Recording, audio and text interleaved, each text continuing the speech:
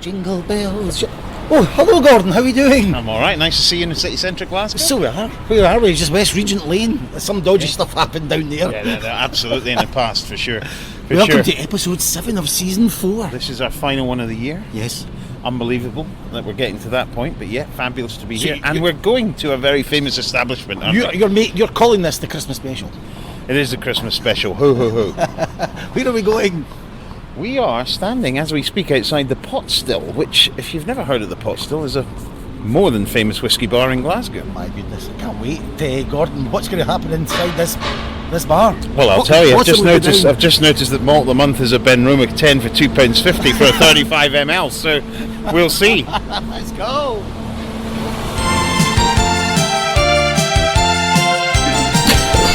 Well, we have arrived in the Pot Still, Gordon, and it's not like us to be early. Well, it's not like you are, but it's not like me to be early. No, that's very, very true. But we are in the Pot Still, and before we speak to our guest, I thought we should just have a little bit of housekeeping of what's been happening in the last couple of weeks. Yes, absolutely. I mean, this is the final episode of the year, so let's just recap before Frank gets here. Frank Murphy, the proprietor of this esteemed establishment, gets here. There's been developments. It's award seasons. Would that be fair to say? It is award seasons. It's the Oscars. It's the BAFTAs. It's the World Whisky Awards. It's the Scottish Whisky Awards. It's the Glasgow Whisky Awards, and it's the I don't know. There's lots of whisky awards, which is fabulous. Yes. So no, in the last this week, there's been the Scottish Whisky Awards, which are a new set of awards and have sort of come up in the last couple of years, and then last night was the World Whisky Awards, run by Whisky Magazine, probably the most established awards, I would say, around the world. So we've picked up some awards. Oh yes, so nice. Here we go. What? Well, we picked up a bit of Glengoyne from its sustainability angle as the sustainable distillery of the year, and I think that's down to the packaging developments we've done and a lot of the other things, which is great. And there's a big move after COP26 for that. And we need to do more, but that's great news for us. Yeah. The cask strength has done very well, picked up an award, as has the Tamdhu Club single cask for Tamdhu, our sister distillery up on Speyside. So we've had a good evening at the World Whisky Awards and at the Scottish Whisky Awards, which was a couple of nights before. I've sort of scanned the awards, but I think Ardnamurchan have done very well. And they have released some great whiskies. Obviously, fans of the show and been on, obviously. But they've done really, really well. Digital campaigns, all that sort of thing. I think North Star have done well, one or two others. So if you want to have a look at the awards, have a look on their websites. But yeah, it's been award season. And just looking at the year, it's been a year of odd year again, I think. Maybe not quite as odd as the year before, but yep. Gordon, what's been your sort of, and I'm not talking from a podcast perspective, but from a whiskey perspective, what's been your highlight of the year? Yeah, I think as soon as you say that, it's a couple of highlights, but the one probably stepping off of an aeroplane and going to an international drinks festival in Amsterdam was probably the highlight, because you travel a lot, Gordon. I've been travelling a fair bit as well, so to go and meet some of the people across there, and the hospitality was wonderful. People were just so keen to see, especially representatives from Scotland there, with all the whiskies, and it was a great show. And at night, the hospitality, let me say, was even better. I'm sure you took full advantage of it. So that was, I think, just getting travelling again and 3 or 4 days away was absolutely superb. Yourself, Gordon? Yeah, very similar, I think. Going over to Germany, doing events face to face, meeting people, talking to them about our products. We've done a bit more of that now, which has been nice, and let's hope it continues into next year. But you really see people really get a whiskey when you speak to them, look them in the eye, and have a drink with them, and it really makes a difference. I'm sure we talk about about Frank. Zoom versus what we're doing even right now. Zoom can compare, but is it in the same league even? Look, I think we've mentioned this before, but 2 years ago nobody had heard of Zoom. No. So I think the fact that we can connect with people in different markets. I was up at 5 o'clock this morning doing a tasting into Australia. That's awesome. I think, by God, I'd much rather be there. But what time was it there? 4 in the afternoon, and it was 5 in the morning this morning. So if I fall asleep halfway through this podcast, that might be the problem. These are the sort of insights not many people think about. No, being a global brand ambassador. But then again, it was great, and so that allows you to do and interact with people much better than you ever could do. But nothing will ever beat from a influence and from a, you know, empowering people to talk about our brands well. For example, there's nothing will ever beat speaking to people directly. And you know, we've discussed it before. There's no doubt Zoom and Teams has made a bit of a difference to how we're going to work in the future, but it's never going to be the solution. No. This is the funny thing, when you're in whiskey bars waiting for managers to appear, you meet some of the nicest people in a whiskey bar. And I've just met someone that I'm familiar with, although I didn't recognise you, sir. What's your name? And could you just explain what happened 5 minutes ago?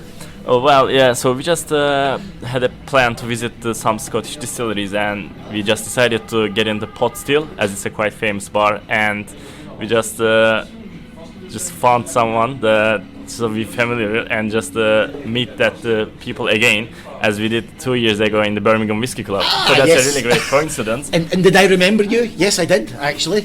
So it was a Birmingham Whisky Club. Exactly, you literally said that. So, and you just directly know me from that Birmingham Whisky Club. Yes. And yeah, so it was a great tasting event of the Tamdu. That's right, Tamdu. It was in 2019, wasn't it?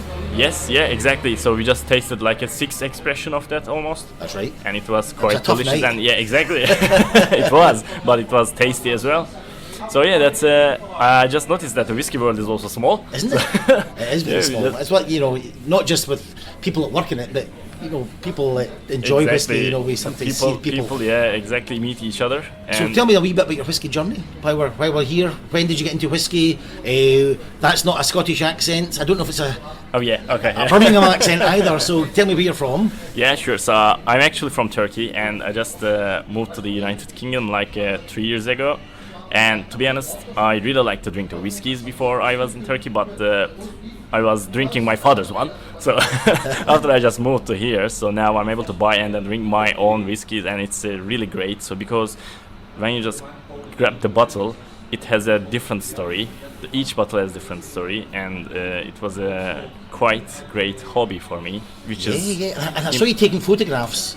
Exactly. Of the gantry so, here. Yeah. What were you taking photographs of? It's a wonderful amount of whiskies here, isn't it? Definitely. So there are almost, it's even over 700 whiskies in here, and so I'm really happy to just visit here. So because I sometimes struggle to stop myself because there are 700, and I'm wondering most of them to drink. Yeah, it's difficult, isn't it? But you're also taking your wife and your brother.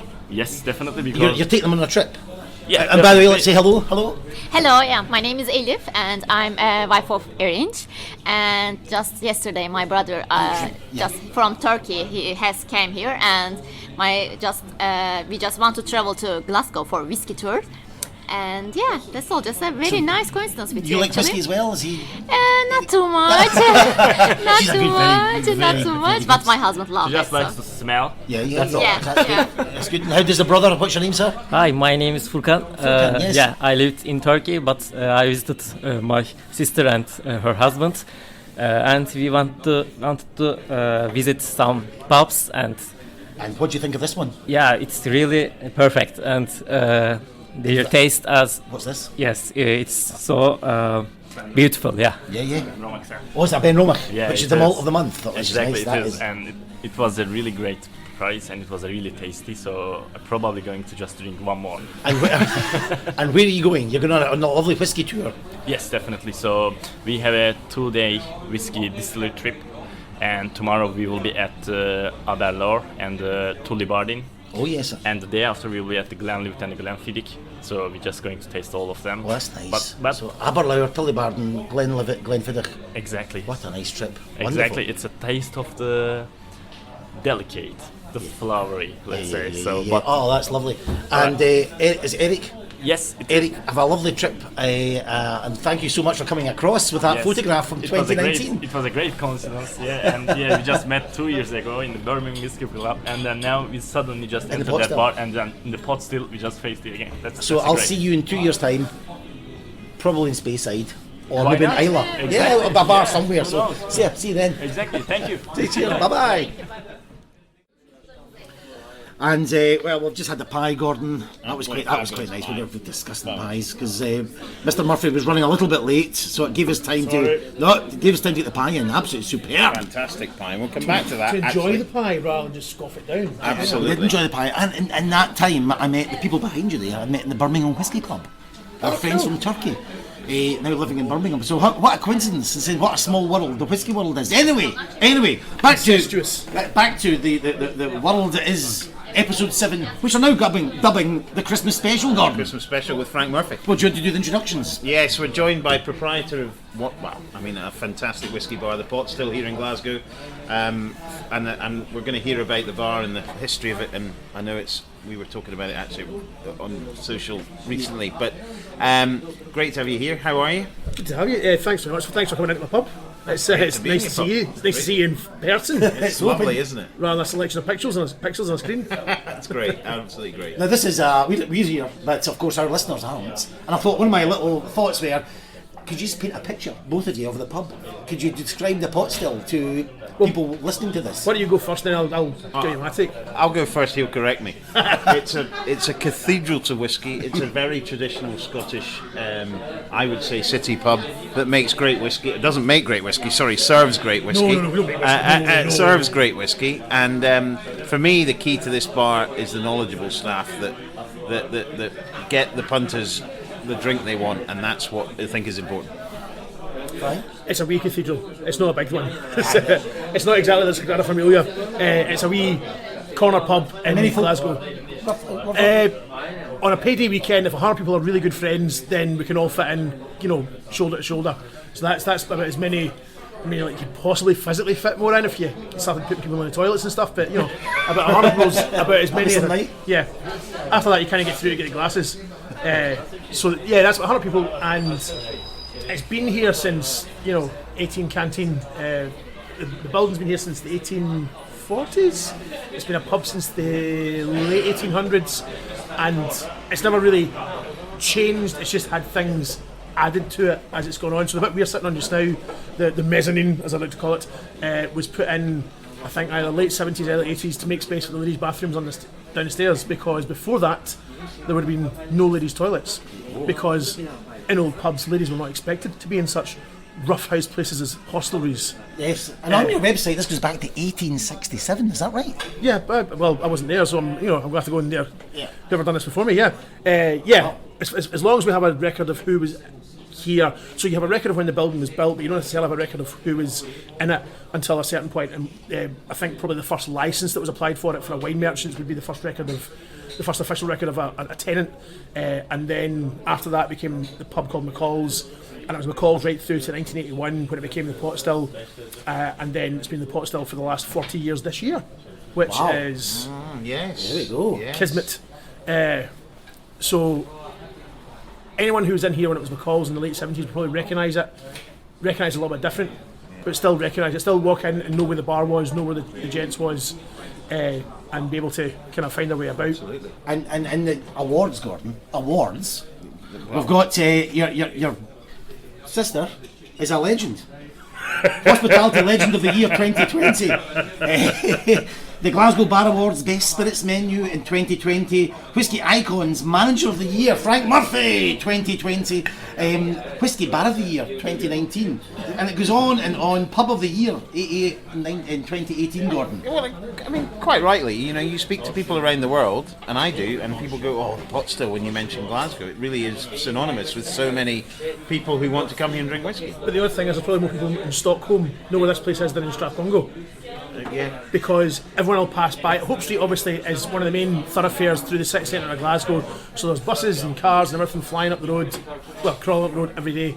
But you pass by it because the pub's been here so long. It's part of your background. You'll pass it and it hasn't changed since ever, so you don't recognise that it's there. So you get guys who'll come in one night, oh fuck, I didn't realise that was here. They just pop in. I've always been passed by this place and are quite pleasantly surprised, whereas there's guys, like I said, from Sweden who will get off the plane, get on the train, get into Central, come to the pub with their bags and stop in here before they check into the hotel for the weekend. Right. Yeah, so it's a good varied, that's a good thing as well. It's not just one kind of person. It's not just whiskey drinkers. It's not just locals. It's not just visitors. It's a really good mix, and it wouldn't work if it wasn't that as well. We've got some great questions. We've got a whole section of questions for you, and international customers and all that was going to be one of them. One thing I just want to ask you, obviously, your history in this bar is, you know, just give us a little, you know, you're now the proprietor. I know a bit about the history, obviously, but what's your history here? How long have you been here? Well, this time it's been 10 years that me and the family run it, but me and Geraldine both used to work here for Kenny Story and his family about 17 years ago now.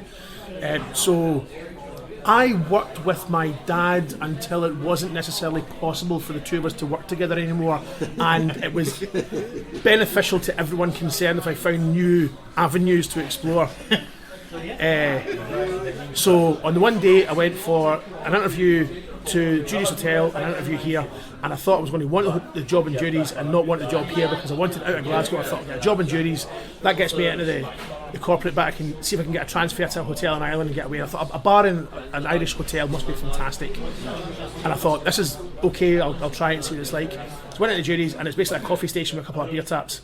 Wasn't what I was looking for. No. And then I came up here and met Kenny, and he basically looked me over for the requisite number of heads that I had, 5 fingers on each hand, and could pour a pint, and said, right, okay, when do you want to start? And that was the start of a beautiful friendship, to be honest.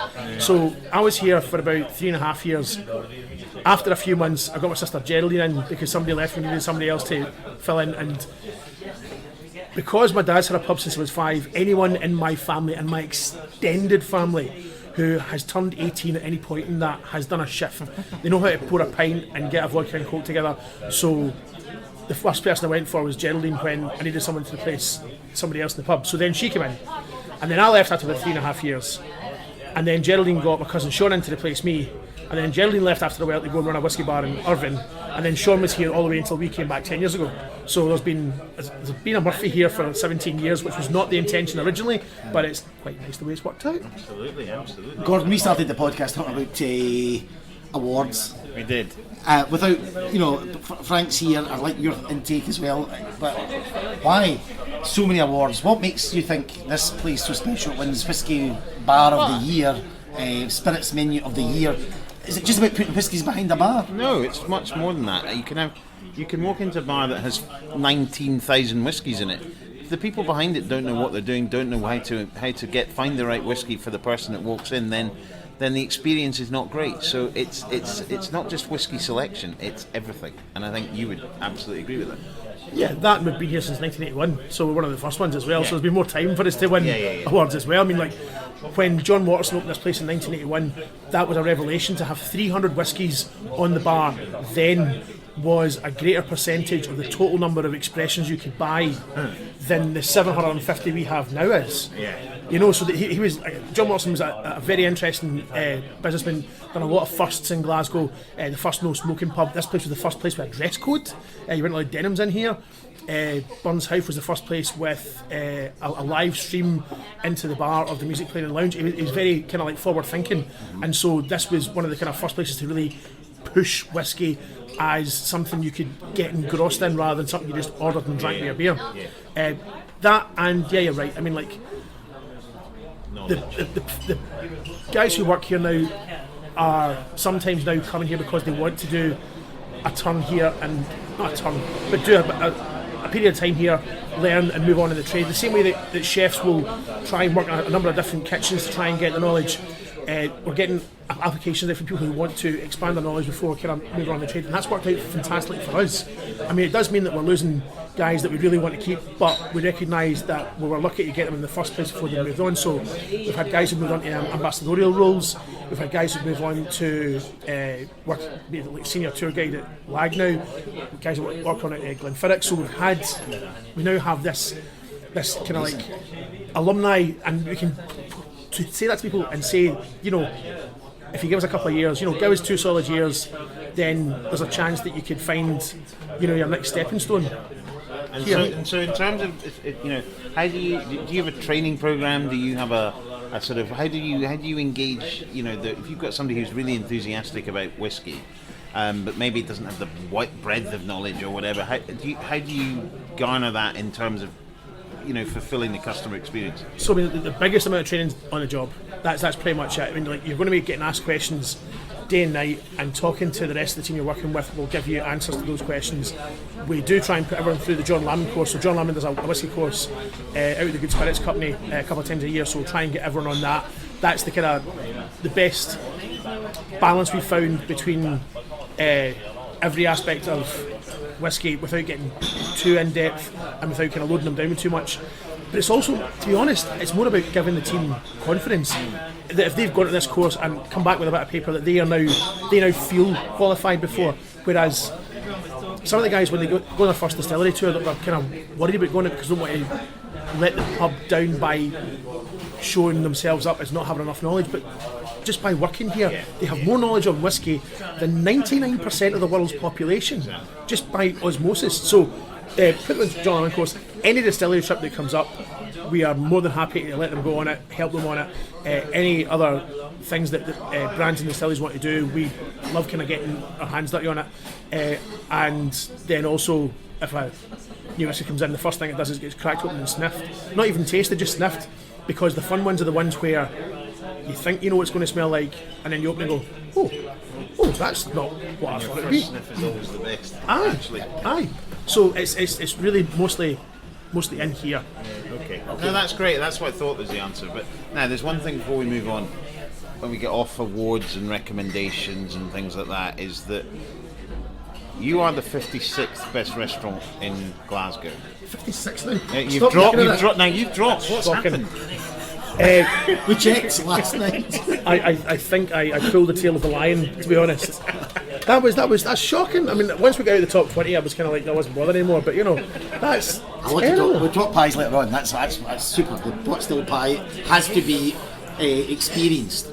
I would say so. For something that started out as, right, okay, Faf, I'll just do what you say for once and just see what happens. Oh, right, okay. That's quite good. We'll do more of that.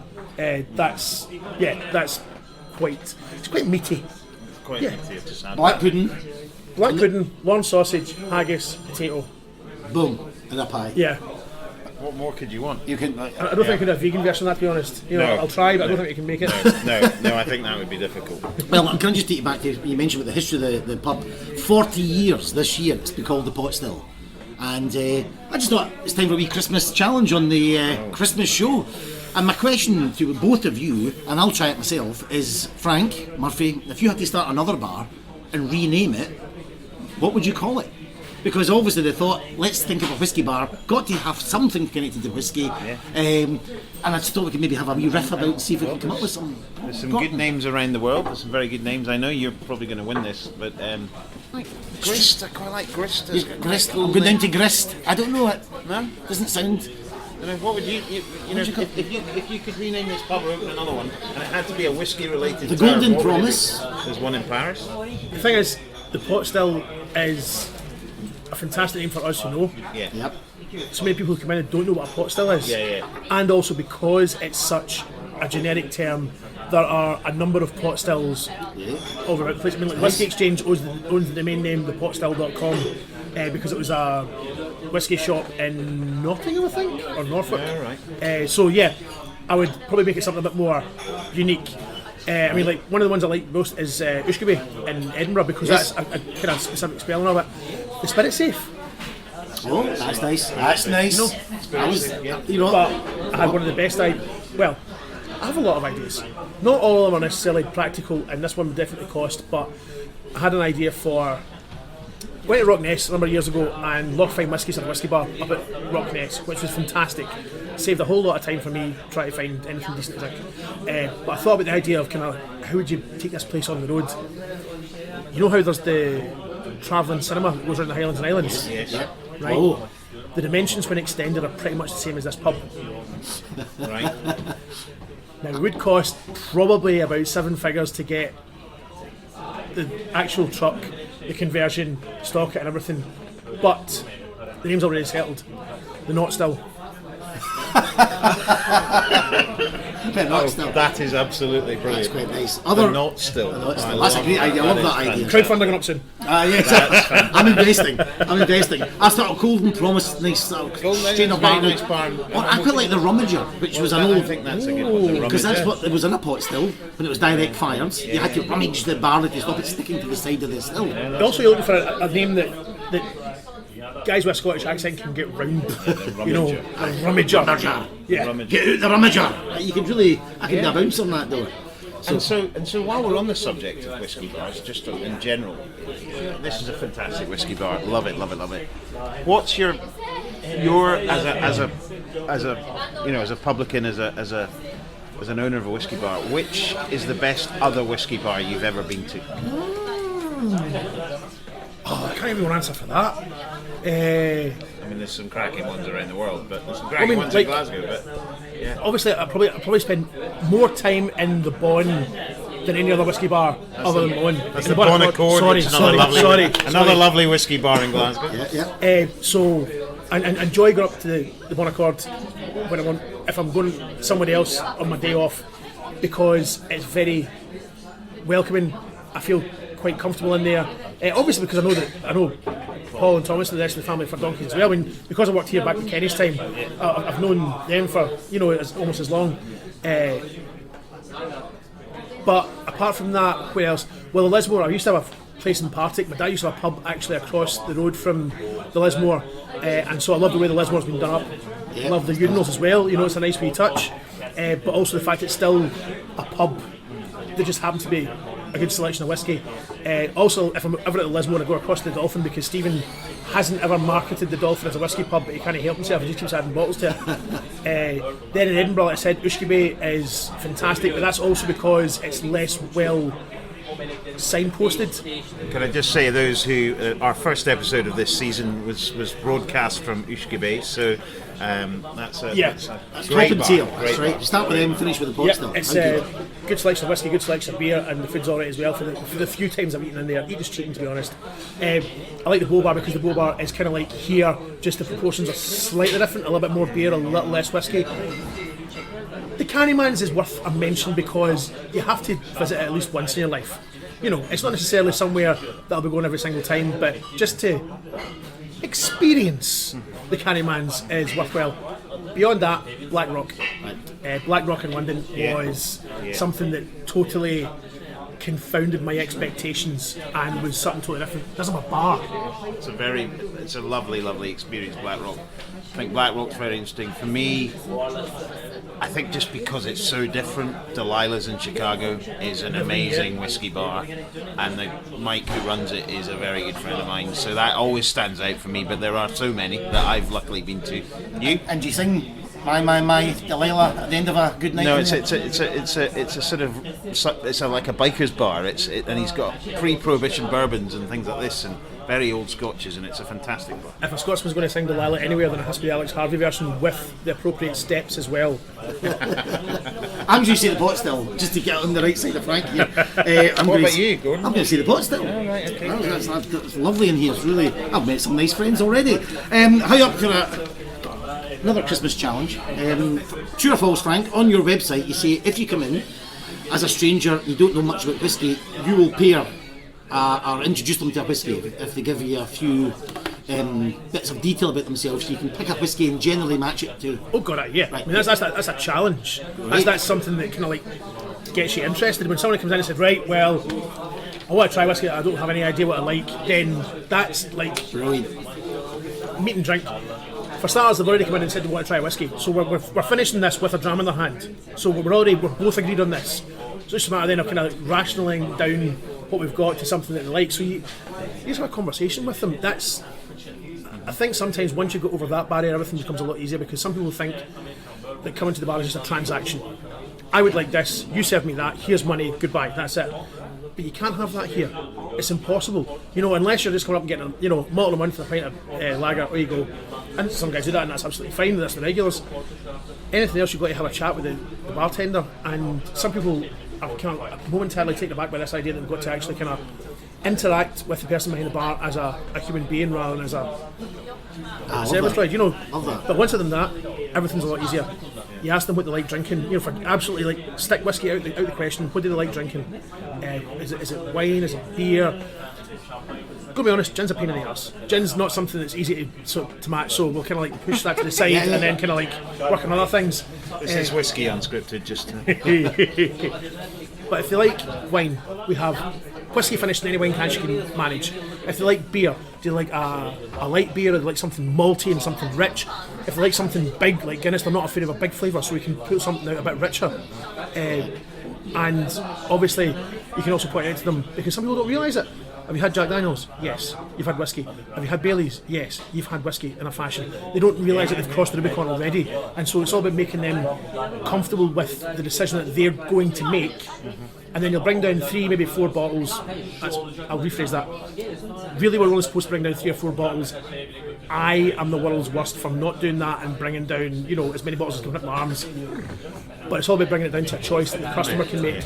And then, because they've made a choice, because they've said, I'm having this, they're already happy with what they picked. And so they're already ready to enjoy this. Brilliant. I think that's a fantastic answer. And that leads me very nicely into this Christmas game of matching, I've not got a title for it, Gordon, Matching Drinks Challenge on the Whisky Unscripted Christmas Special. Gordon, you've got to guess who it is, and you've got to match the whiskey. And I've got 5 people here. Okay. So, here we go. Little jingle, please.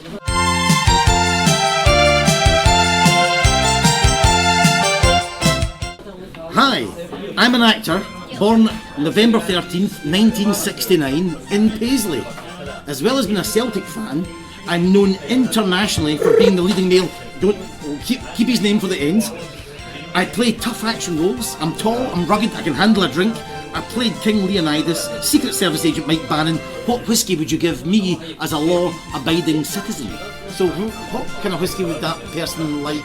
Tough guy, big guy? Well... Not scared of a dram? Not scared of a dram. Try to think of something near Paisley. I mean, Chivas Brothers kind of pops into my head, but Chivas don't necessarily have... Oh, no, there we go. Abuna. Ah, okay. Abuna. Right, from Aberlour. Yep. For Gerard Butler. Yes! Okay. Question 2. I'm a woman born on July 31st, 1965 in Yate, Gloucestershire. Half French, I'm half Scottish. I do a lot of writing in cafes, so I like dark and milky coffees. In 2004, I became the first billionaire through book writing, so I don't mind spending a bit in a dram. I don't care how expensive it is. Give me your most expensive in the pot still. The most expensive? Well, I was going to actually say Glenmorangie J. Signet if she likes coffee because it's got chocolate malt in it and something a bit richer, or a nice whiskey cream liqueur. But the most expensive one we got is a Broda, Gordon MacPhail Connoisseur's Choice Broda, which I think is £78 a dram. So, yeah. Who's drinking that one, Gordon? I forgot the name Harry Potter author. I'll give him half a point. J.K. Rowling. J.K. Okay, question 3. I was born around 1412. I'm a martyr and a heroine of France. I was burned at the stake with the English, so I don't like the smell of smoke. What would you suggest? Damn it, I was going to go for Cornog. Right, in that case, does it have to be something we have in the bar? No, well, you can get your hands in it and give her it because she's coming in the bar. Okay, cool. Bren. Buckwheat whiskey from France. Ah, and it's not smoky. No, my original was going to be Cornog from Glenamore, but that's a really good smoky one. Okay. Who is that, Gordon? The Maid of Orleans. Orchestral manoeuvres in the dark. Sang about I was going to say, if it made Orleans, you could go for Southern Comfort as well. Yep, you could. Joan of Arc. One to me, Joan of Arc. If she came in the bar, she would not like that. Did you not know that? Okay, that's one to me. Last 2. My name is William. Born February 19th, 1940. I'm an American singer, songwriter, record producer, former record executive director. I was the founder and frontman of The Miracles. And I do like them smoky. You know his name, but what would this chap who likes smoky whiskey be drinking in the pot still? What would you pair with this? The front man of The Miracles. Well, you know what the band is? It's da-da-da-da-da and The Miracles. Ah, Jesus. Why don't you say it is? Okay, for Smokey Robinson, Yes! Smokey Robinson. Westland peated. Oh, right. which is a peated single malt from Seattle, which is my refuge. If ever Glasgow disappears under the waves, I'll be moving to Seattle tomorrow. Same family as Bruichladdich. Right. And finally, in this challenge, I'm an explorer, so I will try everything. I started my journey in 1519 from San Lucar de Barrameda, where the casks come from for sherry whiskies. Although I did not survive the journey, my second in command did, and it was known as for circumnavigation of the earth. So somebody that does not mind anything, an explorer, will try anything. Right, I've no idea who it is, but I've got the whiskey. Kilt Tour du Monde, which was a blended malt that was stuck on a boat that went around the world. There was also a cognac, and the similar thing is Aquavit La Lindia. So it's a thing. The whole idea is the motion of the ocean and the differences in temperature and pressure give you a lot of activity in what for whiskey is a relatively short period of time. The only problem is it comes in a stupid wee 200ml bottle, so I'm constantly trying to find more of it. Have you any idea? Magellan. It is Ferdinand Magellan. Look at that. Top corner. Mr. Dundas shoots and scores. Pulls it out of the bag. That was 4 out of 5, chaps. Do you think there's going to be mileage in that Could be. matching? Could be. We like a good game show in this Whisky Unscripted. Just quickly, have you time to run through the stories of the year? I'll throw them out, just see what you make of it. Okay. Some of the stories of the year, I suppose the big one, let's get out the road. Bars reopen. There's rules at the beginning. Don't need to go into too much details, but it was a hellish time for the sector, for hospitality. How did you get on, Frank? First one was fine. First one we stripped the pub down to the bare bones and painted and varnished everything they needed painted and varnished. I even buffed all the leather bits until I found out that somebody previously had artificially aged the leather bits, and so I was buffing and removing the stuff that was meant to make it look more antique than it was, which was fantastic. So there's kind of like half and half now. So that was fine. Second one was a kicker. Second one, I've done all the work. There was nothing to do. So literally, and that means now I've got an 8-month-old child, which is just one of these Gordon, problems. let's move on from that.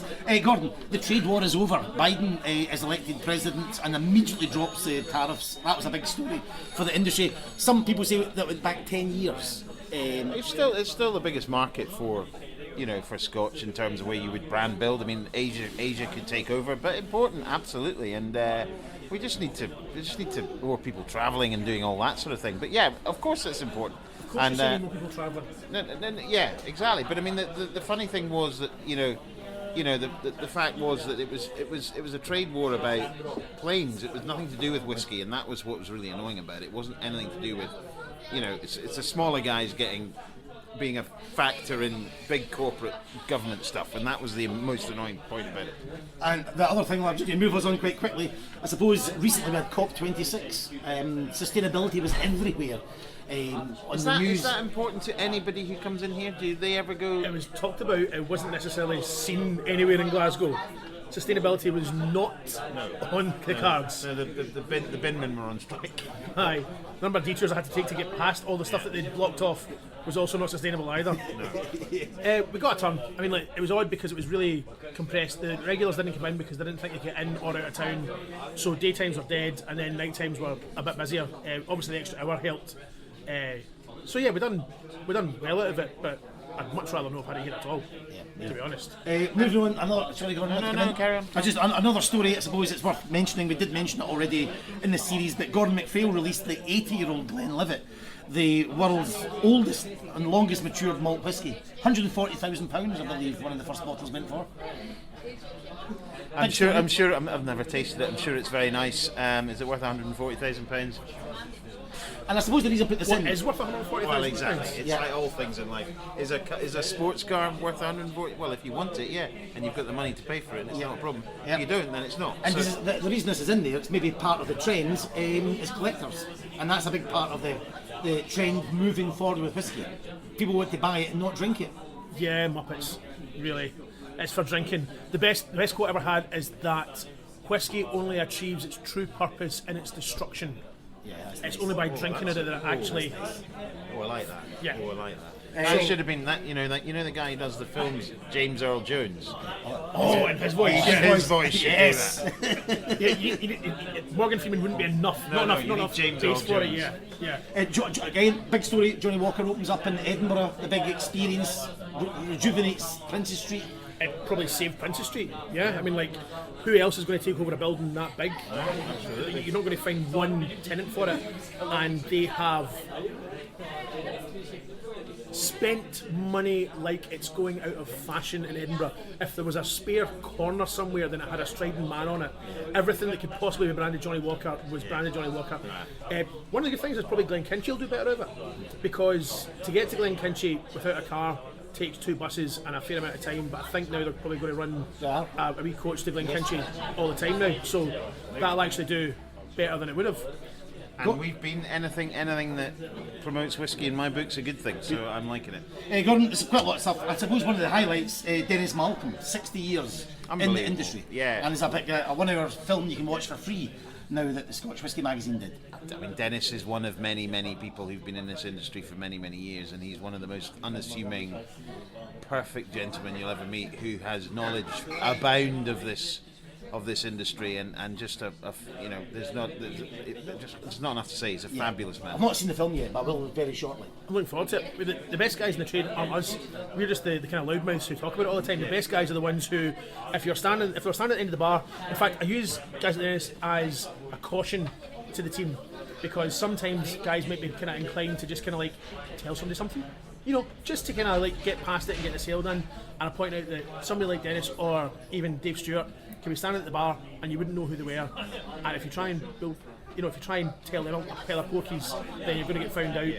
And it's just the idea that these guys are literally top to toe information, that long in the trade, steeped in it, pickled, and you've got to, it's not something they shout about all the time. You've got to actually go to them and try and kind of extract this from them, Exactly. Very unassuming, very modest, very just people that are, as you say, they've been through the whole process. They're swimming in it. They really are. They are also a fantastic advert for the industry, because nowadays who spends their entire working career in one trade? It's very true. And with one company. Yeah. And so it's like Hotel California. Once you get into this, you don't want to leave. I think Dennis was even born at Glengoyne Distillery. You're joking. I'm sure I read that somewhere. Well, see the documentary. That might not be right, but I'm sure that I read Is that like that international somewhere. waters or something? I'm not sure.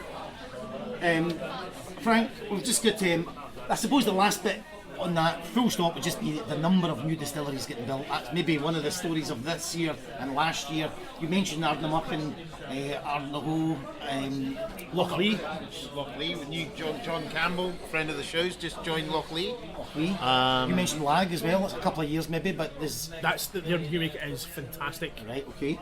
Good people there as well. Just on the way out here today, I just had a quick look, and I think the Isle of Barra have just put in planning permission for a £6 million development. I'm going to be honest, Yeah, sorry about that. My battery's run out halfway through the chat there, and I'm not even pretend to do a decent edit. So you rejoin us with new batteries in this machine. Just put a wee full stop on all the new builds built getting built just now. Possibly overproduction. Well, I mean, the history of whiskey's always up and down. Like, if anything has shown us this is a boom time, there's quite possibly a downtime some other side. You know what I mean? Like, the last time it was the Americans discovering vodka. This time could whiskey have shot itself in the foot by making gin such a big thing? Who knows? But I am less likely to get enthusiastic now when I hear about a distillery applying for planning permission. I'm going to wait until I can actually taste the new make. I'm fed up getting, excited 5 years too early. It's like getting excited for Christmas to now. Yes, exactly. Don't put your Christmas tree up yet. Correct. Okay, just heading towards the end of this extravaganza in the pot still, and I thought we'd make I've asked Frank a few questions. I wanted to try and keep these questions back. I'm going to call this bit In the Kiln with Frank Murphy. I'm not too sure this will, it'll run as a title, but I quite like it, which is basically under the spotlight, on the hot spot, but In the Kiln, with Frank, and I've just got some questions. Gordon might want to fire in there as well. Just try and get through as many as possible. Question one from myself: famous people in the bar? in the past? Anybody else? Prince Albert of Monaco, who was in for the closing ceremony of the Commonwealth Games, and we didn't know it until they'd left. Best VIP I ever had in, because guy came in, stood at the pub gate and looked in the bar, and so I was looking at him because he didn't come to the bar. And then I was keeping my eye on him, and a bunch of guys came to the bar, I was serving them, still keeping an eye on this guy who wasn't doing anything, and they were fine, had a chat. This guy never moved. What's happening here? And eventually he left, and a guy came up from one of the tables and said, "Do you not recognise Prince Albert of Monaco when he comes into your pub?" And then looking back in the cameras, I realised this guy was security, came in, scanned the place, gave the nod to the guys outside, they came in, there was another guy sitting at table 1 just guarding the door. But that's perfect. That's the kind of customers you want. Come in, don't make a mess, don't make a fuss, have a few drams, leave, nobody's any the wiser. We shut the pub for the very, very last time for... Give us a clue. It's a Christmas game. Ginger. Ed Sheeran. Yes. Ah! We shut the pub for him one night, Brilliant, Gordon. and that was the first and last. I don't like shutting the pub. I do not like shutting the pub at all. It's not in my DNA. My dad's scalped that into me long enough. But I was overruled for this one, and we shut it. And it was fair enough. Ed's a really nice guy. He likes Aberfeldy, as it turns out. I think he's got a wee tattoo of Aberfeldy in his arm. We sold Jägermeister that night. And I just... No! Anyway, You stock it. we got it in specially. I had to get shot at stuff I didn't have. But then the next day we got an email from Enrique Iglesias' backing band, who wanted to come in and try whiskey, but they couldn't get him because the pub was shut. So that'll never ever happen again. Ed's a lucky boy. Right. Okay. Look at Glazer. Best whiskey of the year tried this year? Ooh. I'm going to be honest. Talking of awards. Yeah, I mean, like the lag you make is really, really good. I used it in a blind tasting and guys thought it was mezcal. It's cracking.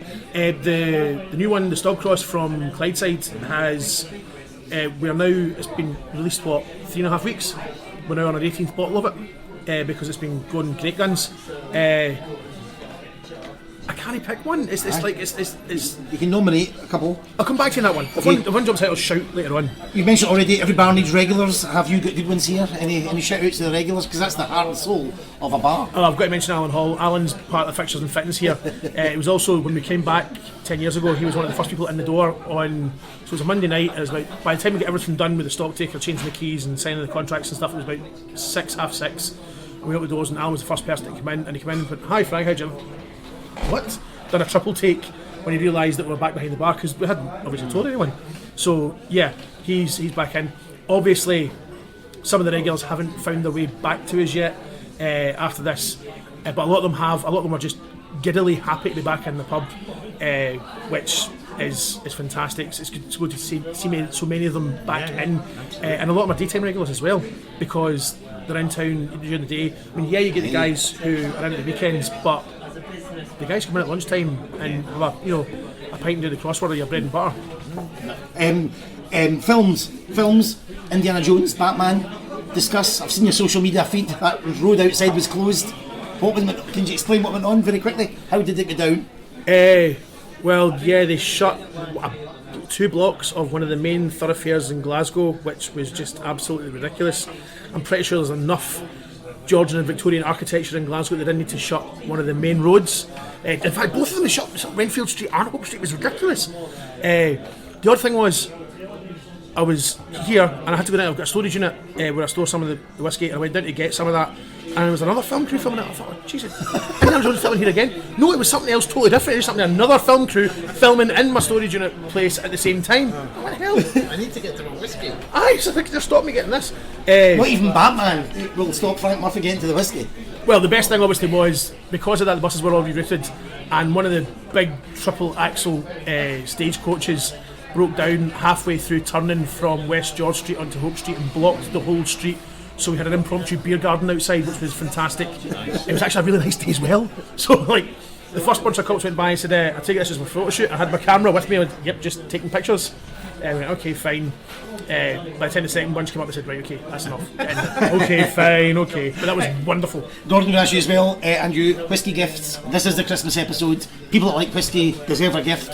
Anything you would suggest? Yeah, a bottle of whiskey. Yeah, any type? Well, I mean, we What would they like? a Glengoyne or Tamdu. I mean, that's who we work for. But no, one that people like. There's a lot of great whiskey gifts out there. The one thing I don't like is whiskey stones, and I've said that before. Okay. Frank, a whiskey gift? Yeah, a bottle of whiskey. I mean, why bother with anything else? I mean, if you get a pint glass and a bottle, you're fine. Oddly, this is odd. The Smokehead Rum Rebel is not the worst thing I've ever tried. And that sounds like one of my favourite friends. I'm not a big massive fan of smoky whiskey. I have found recently that rum finished smoky whiskies are something I can thoroughly get behind, which was not something I expected to be able to say.